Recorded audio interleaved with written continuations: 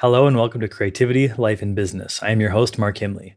Today I'm going to share with you 3 of the books that have had the biggest impact on me in terms of creativity, life, and business. I'm approaching this list in sort of a desert island approach, only choosing one book per category. I'm not saying that these are the absolute best books objectively in these categories, but there are ones that have had a huge impact on me, and these are books that I would choose if I could only recommend one book per category. Also, I really think that these 3 books are ones that can have a hugely positive impact on a wide range of people. And of course, if you want to pick up any of these books, I'll put the links down in the description. That being said, let's get into it. So the first book that we're going to talk about today is for the category of creativity, and the book that I've chosen is The Creative Act: A Way of Being by Rick Rubin. Now, this is a book that I think applies to all creative fields. So if you don't know who Rick Rubin is, he is a music producer.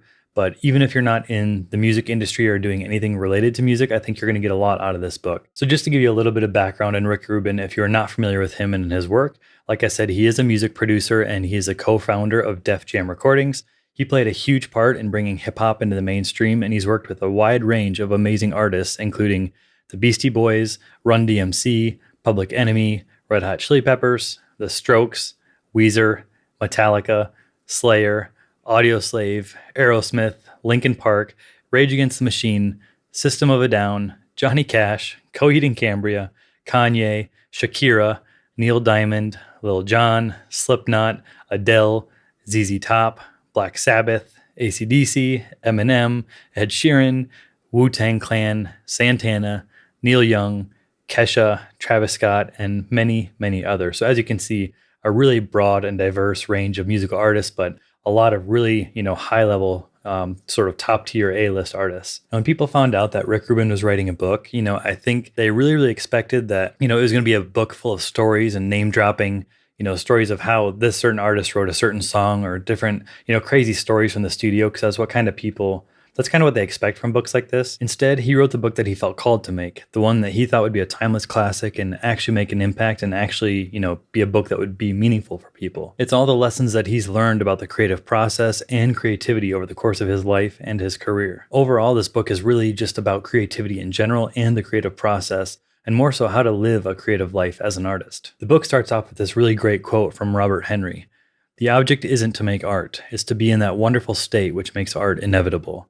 And as Rick has said in interviews on podcasts since the book came out, what makes an artist great is not in the making. It happens in the way of being in the world.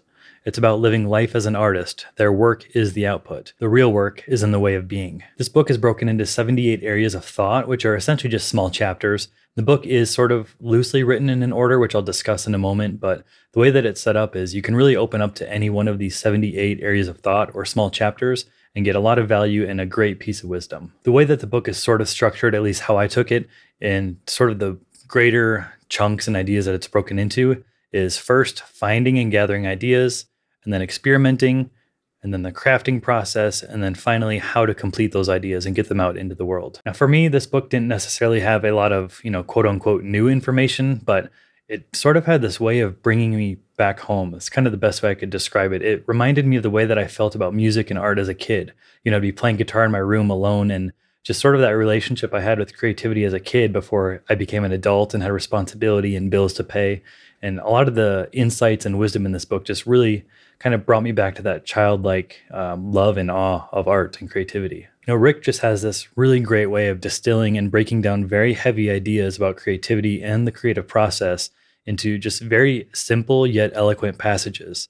All of these areas of thought are relatively short, but they contain huge amounts of wisdom and insight. I definitely recommend this book if you're looking for some creative inspiration and some different ways to think about living life in a creative way as an artist. Now moving on to book number 2. For the category of life, I've chosen Atomic Habits by James Clear. The first book that I actually read about habits was a book called The Power of Habit by Charles Duhigg, and this is a really great book, especially for someone like myself who loves to nerd out about this kind of stuff. And I really love self-improvement, self-development, and especially when it comes to like the scientific side, I love neuroscience and all that kind of stuff. And this book was great. Like I said, it was a very journalistic approach, I felt like. It was super info-packed, super interesting, but unfortunately it wasn't super practical.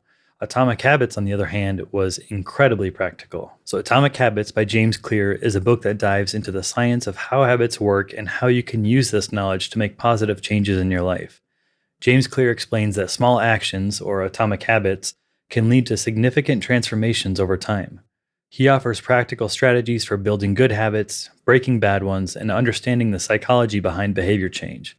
The book emphasizes the importance of mindset, environment, and consistent effort, providing a roadmap for continuous self-improvement and achieving your goals. I really believe that this is a book that everyone should read. No matter where you're at in life, this book can absolutely change your life for the better. And that being said, I'm just going to go through and kind of point out some of my favorite takeaways from this book. So one of the biggest takeaways for me, and this is probably the thing that hit me the hardest and helped me actually change my life the most in terms of lessons in this book, was really just the whole point of focusing on identity change. One of the examples he gives is when people try and quit smoking, with the kind of people that just say, I quit smoking, but they're still identifying as a smoker, they have much higher failure rates and they don't actually kick that habit, versus saying, I am not the kind of person who smokes, or I am not a smoker. So actually getting in and changing your identity down to the core is one of the most effective tactics that you can use to actually break bad habits and build good ones. Another example that he gives in the book is the goal is not to read a book, the goal is to become a reader. And this kind of plays into the whole idea of short-term goals versus long-term changes. If you want to build good habits or break bad habits, it's not just about making a short-term change in your life, it's about fundamentally becoming a different person. Speaking of becoming a different person, another really big takeaway that I got from this book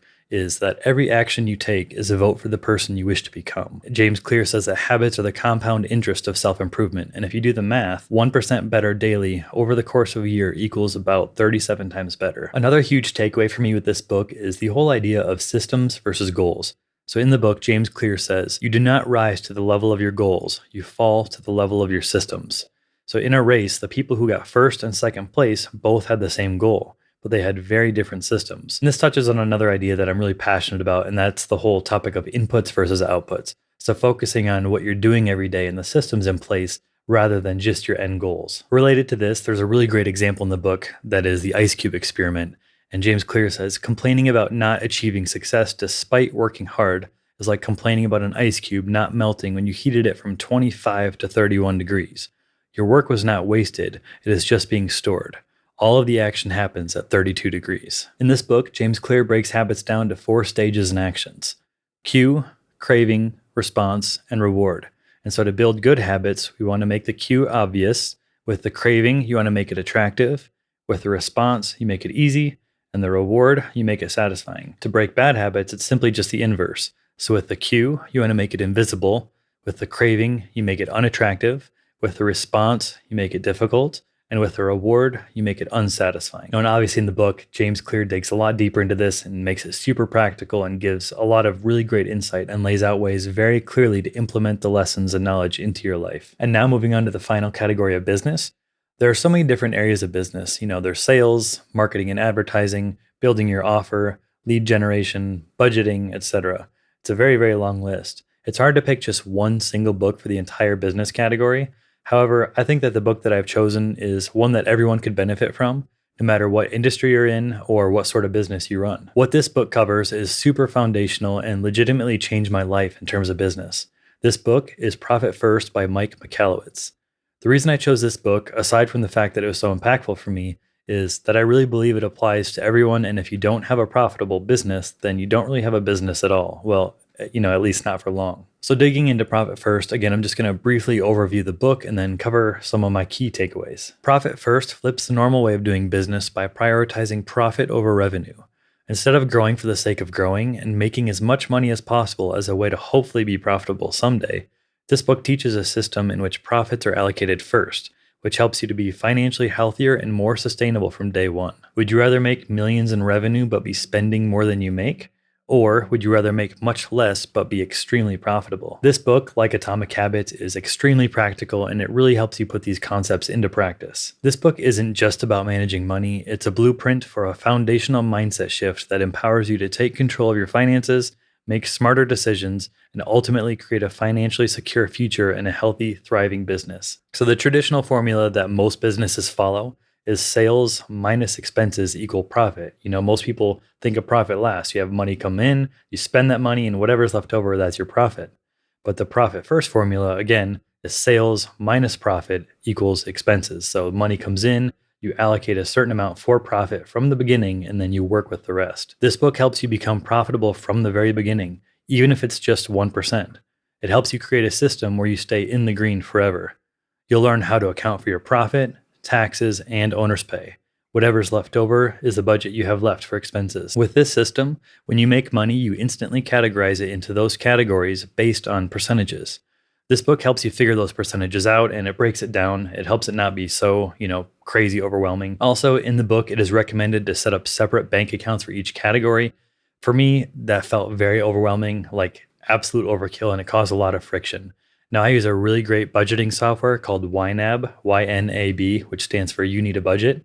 That makes it super easy to separate those categories within one account. So, if you actually get this book and you get overwhelmed by that part, don't overthink it. Just get a great budgeting software like YNAB, and you can easily just sort of break out those categories naturally. There actually is a great tutorial on YouTube that shows the Profit First system with YNAB, and I'll link that down below as well in case you're interested. Like I said, this book absolutely changed my life, and it helped me get out of the no profit zone. In the beginning, you might be investing your day job money into your business, which is totally normal. A lot of us do that, but you end up taking a loss. But you can't do that forever. I tricked myself into thinking that, someday I'll have profit.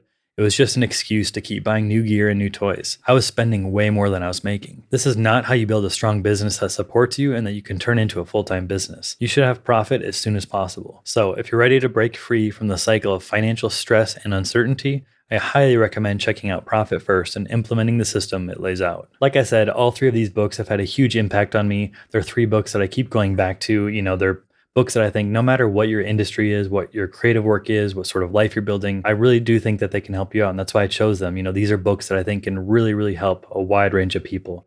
But that is all for today. Thank you for listening. I'll see you next week for episode number 3 of Creativity, Life, and Business.